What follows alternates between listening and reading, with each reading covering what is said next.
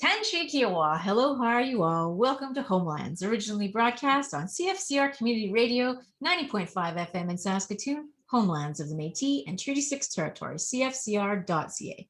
This is your favorite auntie, Andrea Letting Dishni Kashoon. My name is Andrea Letting.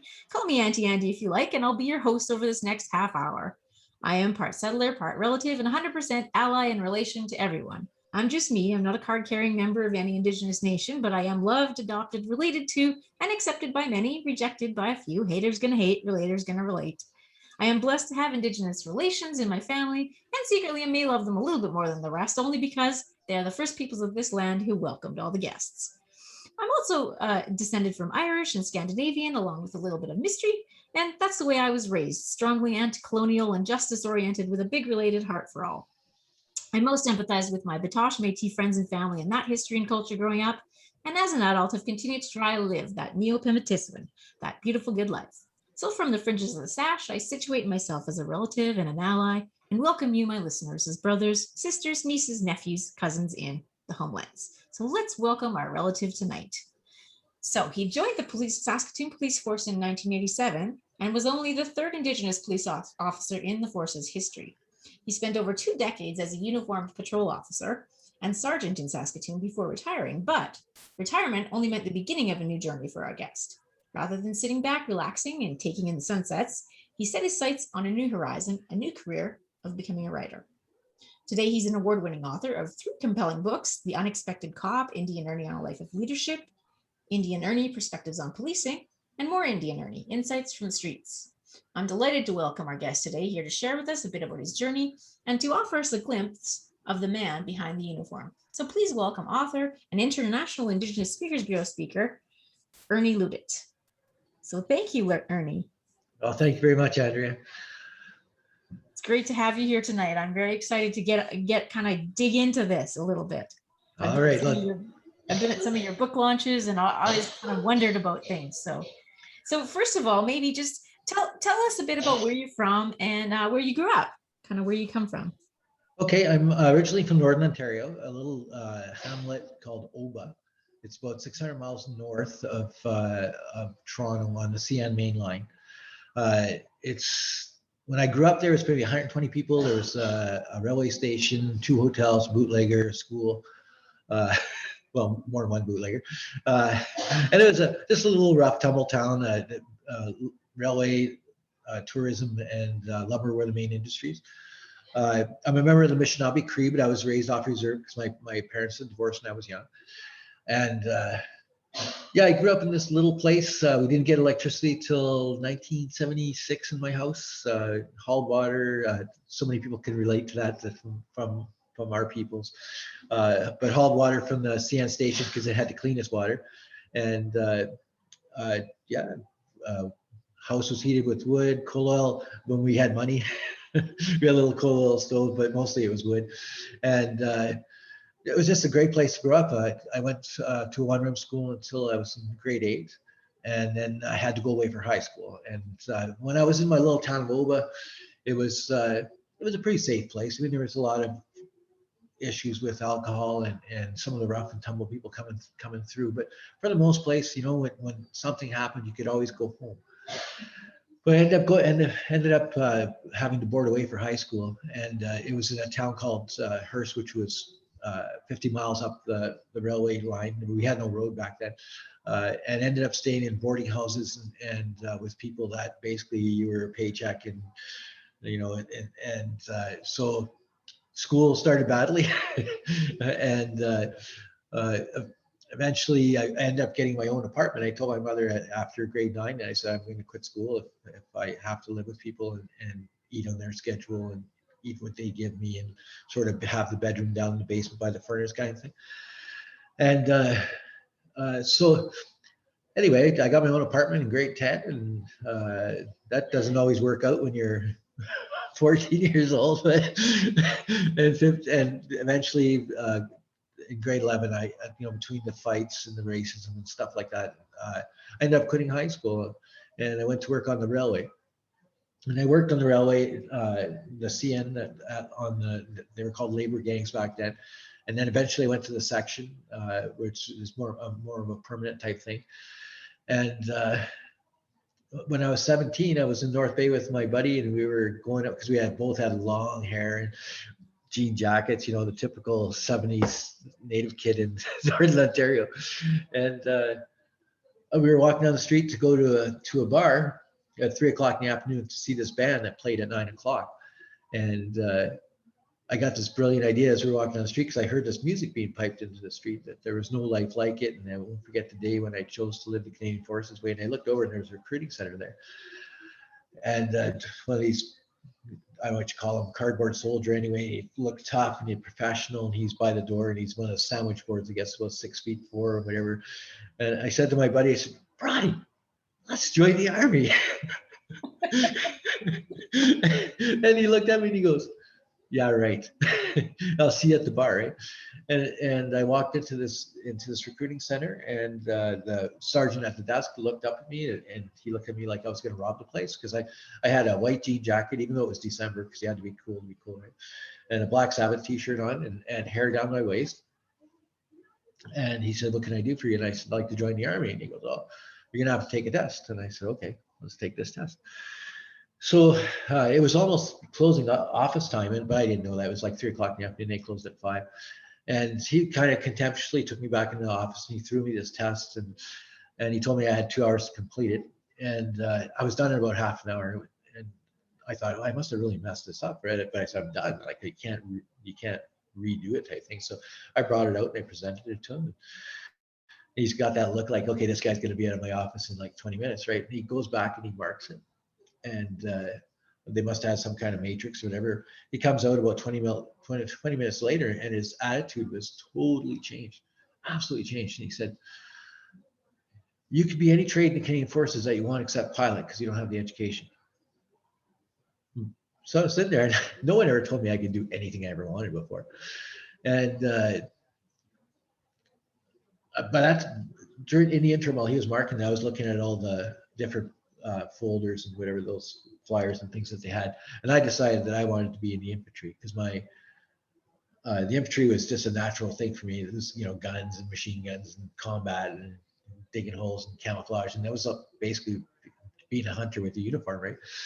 And so I told him, I said, I want to join the infantry. He says, oh, no, you can't. He says, like you need to take a trade for when you get out of the army. So I'm not even in the army yet, right? And he said, well, you got to think of your future. You're 17 years old. And of course, you're 17-year-old. You don't think of the future, right? This is now. And we were kind of arguing back and forth. And some officer came out of the back, and he said, what's the problem, Sergeant? And I said, this guy won't let me join the infantry. And it turned out that this captain was in the Princess Patricia's Canadian Line Infantry.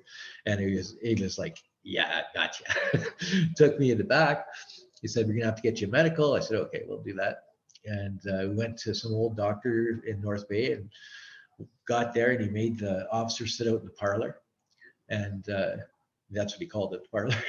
We went back in the exam room, and I started to gear down to get ready to get the medical. He goes, oh, no. Sit down, son. Do you like girls? I said, oh, yeah, I like girls. And anything wrong with you? No. Said, you're in. And basically, I was in the Canadian Forces, except I was only 17. So I had to, we went back to the office. I swore the oath of allegiance, and then I had to go back to Northern Ontario to convince my mom that this was a good thing. And it took a bit of convincing. I took the train back, and it took a bit of convincing, but eventually my mom signed her consent, and I was part of the Canadian Forces, and that started my journey off with uniform service. I spent 8 years in the Canadian Forces, 5 in the infantry, and then 3 in the military police. Absolutely loved every aspect of it. Well, there's some days where, you know, when you're sitting in a wet trench and it's pouring rain, but it's not that much fun. But for the most part, for a guy like me, for a young Indigenous man, it was the Army. And I know that's not everybody's experience, and I expect that some people had totally different experiences. But for me, in the combat arms, as a young Indigenous man, they thought you didn't have to sleep. You could see in the dark. You could shoot a bird 1,000 meters away while running backwards.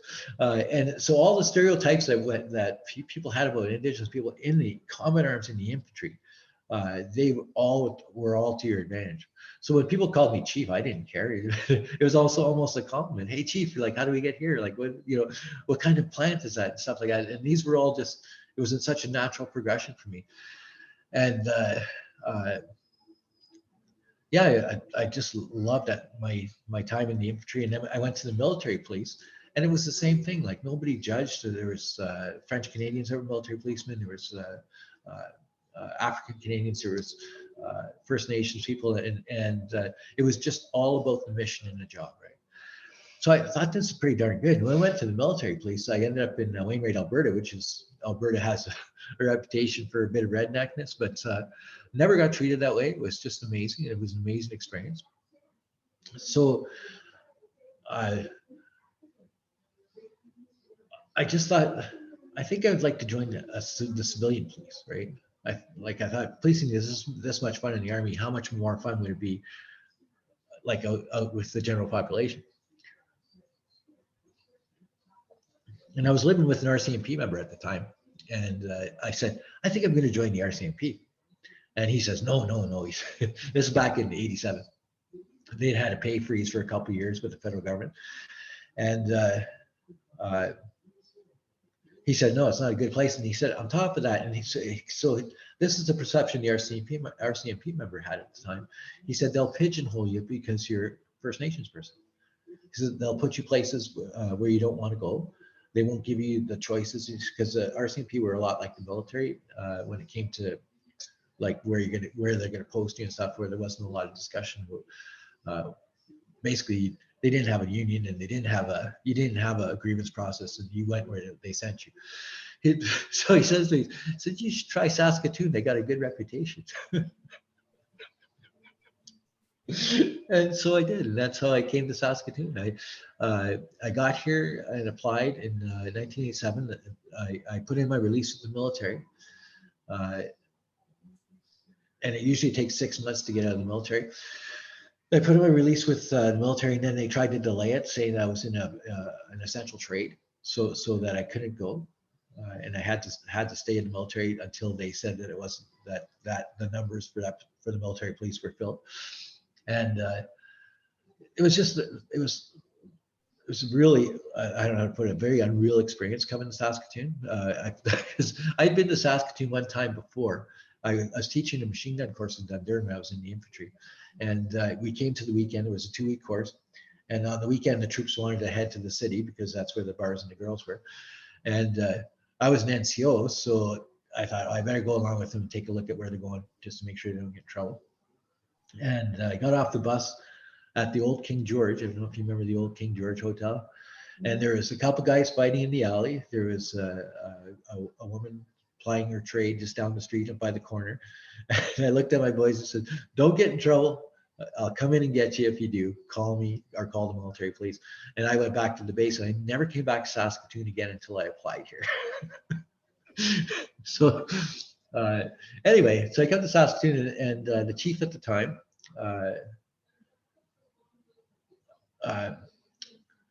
when I went for my final interview, the deputy chief used to be an infantry guy, so we had a connection right away. But when I came for my final interview, the chief of the police at the time, and he's looking at me, and he's looking at me, and he's looking at my file, and he looks up and he goes, "Are you a First Nations person?"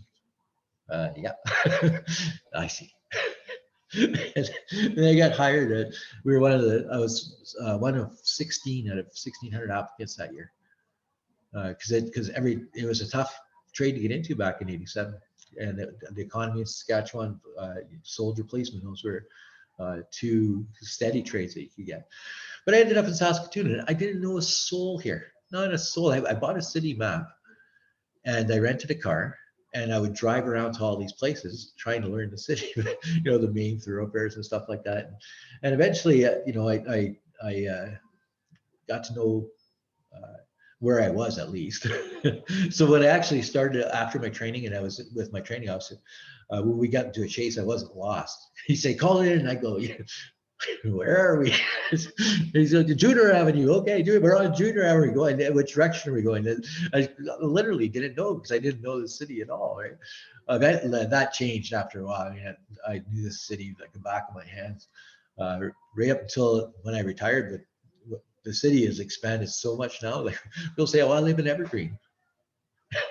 Never heard of it, So anyhow, so I started with Saskatoon Police in '87, and I thought it was a lot like I thought it was going to be like the Army, where it didn't matter who you were as long as you did your job, and you had demonstrated ability. But unfortunately, it's not the way it was. I mean, there was some huge problems back in the late '80s and early '90s in Saskatoon, and it went all ways with our people, with the police, with the courts, with everything. It was just our economy was everybody was always looking to blame somebody for something somewhere down the line, and it was so discouraging. I actually thought about going back to the Army and just saying that's enough of this, like because the Army was is your safe place, I guess we want to call that. Not safe in the sense that you couldn't go to war, but I mean safe in the sense that you got treated properly. Wow. But sorry, that's a long-winded answer, but I got here, and because I was ex-military, I won't say I had an attitude, but my mom made me a very brave person, and she I don't think she was afraid of anything, and that translated pretty much my whole life, right? So I wasn't afraid to confront things that I didn't like and stuff like that, and uh, when I finally first got out on my own after you have a period with probation with a training officer or like you're on your probation and it's over, you get out and you're on your own. I chose Riversdale as my district to work because that's where most of our people were, and it just felt natural and comfortable, and uh, and that's how the Indian Ernie thing started. That's where the name come from, and I'll tell that story. But I think you have another question though. Well, actually, that leads into my question. I mean, because Indian Ernie is in all of your book titles, so where did that name come from, and why do you use it? Well, it came from like I had a habit. If I didn't have a call, a lot of officers would just drive around the car or meet somewhere in a parking lot or pick up a coffee, whatever. But if I didn't have a call, I would park my car in the most unlikely places that you never saw police officers, like the 300 block of Avenue G South. Normally, you'd only see police or fire there when there was something happening, or ambulance when there was something happening. But I would just park my car there and I would get out. And I hated wearing my police hat, so I'd leave it in my car, and I would get out and I would just kind of walk around. And people that were wanted would hide, and people that weren't wanted would watch and see where I was going to see who was wanted. But I wasn't really looking for people. I was just getting a feel for the neighborhood. And kids, God bless them, have no filters, right? And I would get out and I start walking around and I'd see one kid sort of following me, but he didn't want to come too close. And you'd see him looking at you, right? And then you get back in your car, or a call would come in and you leave. But the next time he came back, and it might be 2-3 days before he came back, there's that kid again, but now he's got two buddies, right? So they're all a little braver, and they're following you, and you turn around, they duck, and eventually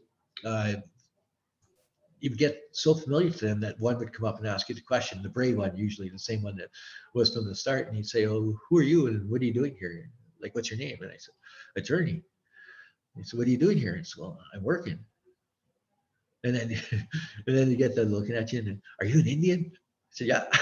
So then it started, Indian Ernies. And I'd show up in that neighborhood, and I would show up, and even when I was going like domestics or like something violent going on at the time, or just taking a complaint sometimes would take a half hour because I had to get through 30 kids saying, "Hey, it's Indian Ernie," following you.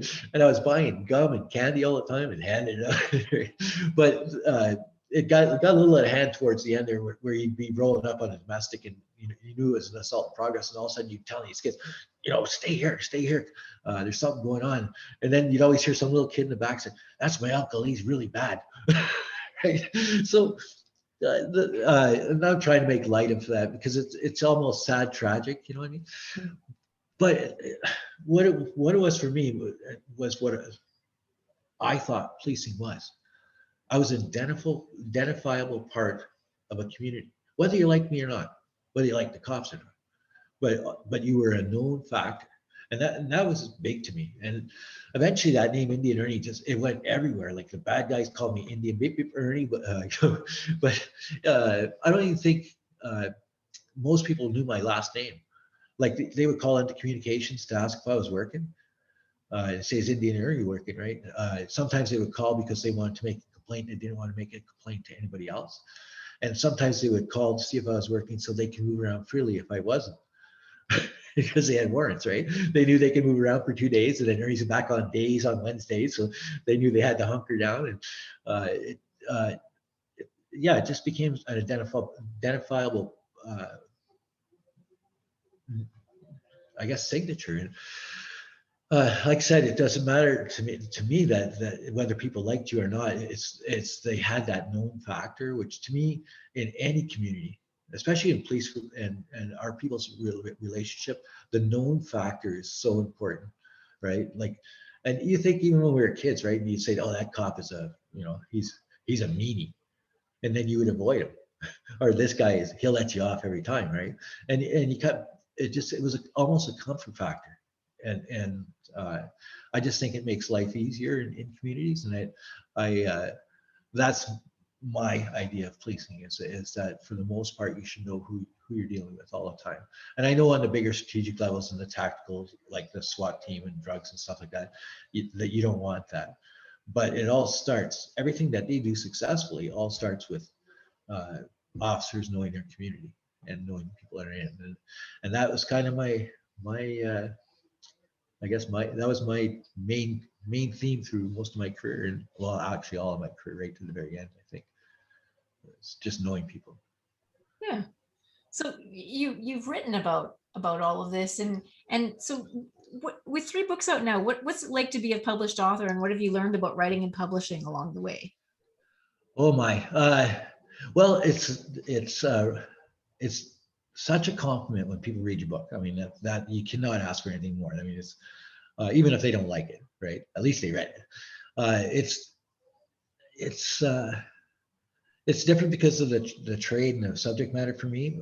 Some people automatically dismiss you as not a serious writer, and I get that. I mean, because I'm writing about my experiences, uh, and other people kind of embrace it because they go, "I had no idea."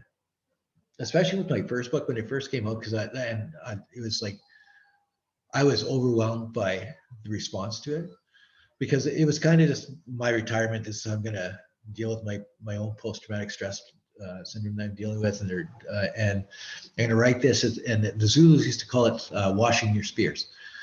And what the Zulus used to do after a battle, they would wash the spears wash their spears if they slayed anybody with them, to free their spirits. When I first read that, I thought I love that saying, because that's what writing was for me. It was a chance to let a lot of those demons go into, and to confront some outdated, I thought, leadership ideas, and basically just say, hey, this is what it's like from a tactical viewpoint. So whatever academia and whatever things are going out there, studies and royal commissions and all that stuff like this is what it's like to be on the street in the city of Saskatoon from my perspective. And it was so refreshing to be able to write about it. The third one I was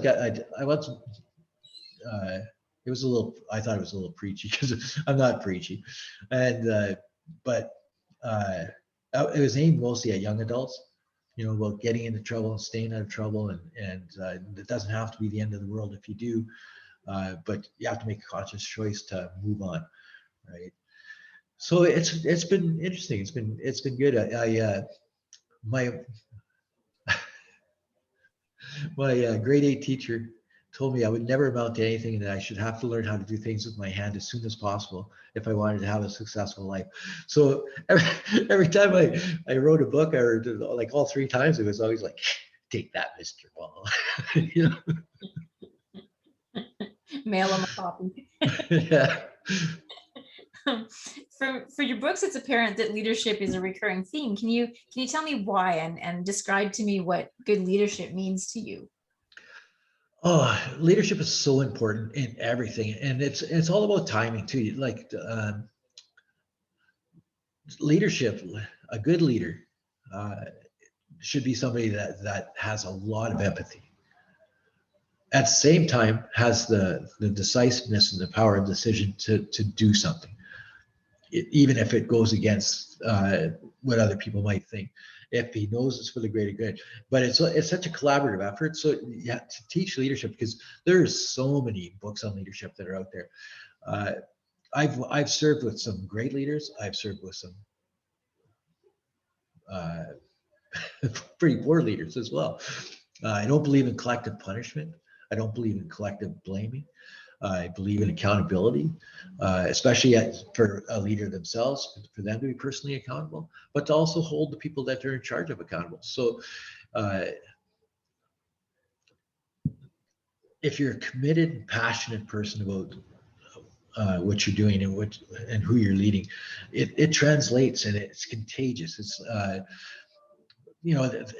like army sayings always creep into what I talk about. But to me, like one of the sayings I loved in the army is confidence is contagious, and so is panic. Which one do you want to do? Which one do you want to be? Right? And that's kind of the leadership I like. And I understand there's different levels of it. And I'm kind of a tactical leader with strategic views. So I like to do the tactical things, the daily hand-to-hand practical things, but I understand there's a strategic overview of it, so that they have, and each kind of necessarily complement each other. But a lot of leaders miss that. They think it either has to be strategic or tactical. Yeah, so I just like leadership. I think it's important. Great answer. So we've got like just about a minute left, but if you could go back to your younger self and offer any advice, what might that be? Get good at what you're doing. Be passionate about it. Uh, Read lots. In fact, read constantly. And if you're not a reader and you're good with your hands and you have a practical skill, do that as much as possible until you're a master. Uh, yeah, just and be honest and have honor. Uh, you're going to make mistakes, but you're going to be all right. That's awesome. That's a great answer. Great advice for anybody, I think. So, well, this was a great interview. It went flying by. I would love to hear more stories, but we're out of time for tonight. So, Kishi Marci to our relative tonight, Ernie Loutitt, or as he's known, Indian Ernie, and you can get his books at McNally. Oh, by the way, are you writing another one right now? I have two fiction books that are, one is I got offered a contract and the other one is out for consideration. So Awesome. yeah, it's fun to write fiction. You can blow stuff up. And it's just Exactly. absolute honor to be here. Thank you so much. Ah, thank you. Niwagamaganuk, all my relations, and believe me, we are all related, so act like you've got relations. This is Auntie Andy signing out from Homelands, originally produced on CFCR Community Radio, 90.5 FM in Saskatoon, Homelands of the Métis and Treaty 6 Territory, CFCR.ca. You can find excellent programming on Indian and Cowboy podcasting. Follow us on Twitter at Métis Homelands or email eatmétishomelands@gmail.com. This episode will also be viewable on our YouTube channel, Homelands, so subscribe today. Marci, thank you for listening, and Akoshi, Kawapa Matino Almina. That's all. We'll see you later.